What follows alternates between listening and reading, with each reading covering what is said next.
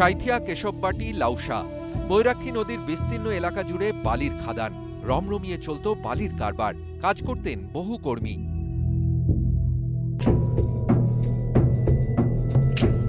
শুক্রবার বোমাবাজিতে 9 জনের মৃত্যুর ধাক্কায় বদলে গেছে ছবিটা।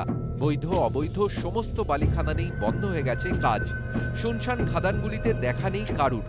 মজে যাওয়া ময়ূরাক্ষীতে লাভপুর অঞ্চলে বৈধ বালিঘাটের সংখ্যা 4 হলেও অবৈধ বালিঘাটের সংখ্যা অনেকগুলি। শুক্রবার দিনকে বোমাবাজির ঘটনার পর অবশ্য অবৈধ বালিঘাটগুলিতে যারা বালি খননের সঙ্গে যুক্ত থাকেন কর্মী এবং যারা অফিসগুলো চালান তাদের কাউকে লক্ষ্য করতে পারা যাচ্ছে না। কোনো গাড়ি টাড়ি এসেছিল? না, কেউ আসেনি। কিন্তু স্যার এখন তো বহুদিন থেকে গাড়ি তো আমার দেখতে পাই না মারা।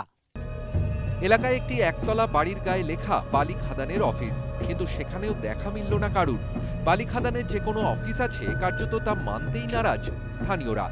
অফিসের ছবি তুলতে গেলে তাদের দাবি ভুল করে কেউ লিখে দিয়ে গেছে। এখন কোনো ব্যাপার নেই, ব্যবসা বন্ধ, আমাদের ক্লাব চালু আছে এমনি। হ্যাঁ, ওটা লিখে দিয়েছিল এমনি, হয়তো কেউ ছেলেপিলেরা। আর কোন ভাগে লিখেছে কি করে যখন চালাইতো যে অফিস ছিল এবারে চলতো। শনিবারই বালি খাদান নিয়ে যুযুধান দুই গোষ্ঠীর অন্যতম আহাদুর শেখের স্ত্রী দাবি করেছিলেন খাদান তাদেরই। প্রশ্ন উঠছে, প্রশাসন কোনো পদক্ষেপ না করলেও কেন খাদানে বন্ধ সব কাজকর্ম?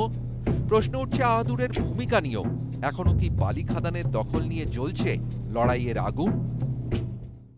সোয়েবের ছেলে এবং ভাইপোর সঙ্গেই মূলত সাঁইথিয়া বালিঘাট এবং একই সঙ্গে তার পাশাপাশি যে অবৈধ বালিঘাটগুলি ছিল সেগুলির দখল কার নিয়ন্ত্রণে থাকবে তা নিয়ে আসাদুরের সঙ্গে গোলমাল চলে। এর আগেও বালিঘাটগুলির অফিস এসে হয়েছিল, আর সে কারণেই কি কোনো পরিকল্পনা করা হয়েছিল আসাদুরকে উচিত শিক্ষা দেওয়ার? ক্যামেরায় সুভাষ চক্রবর্তীর সঙ্গে আবির ঘোষাল, ইন্দ্রজিৎ রুজ, ইটিভি নিউজ বাংলা, লাভপুর।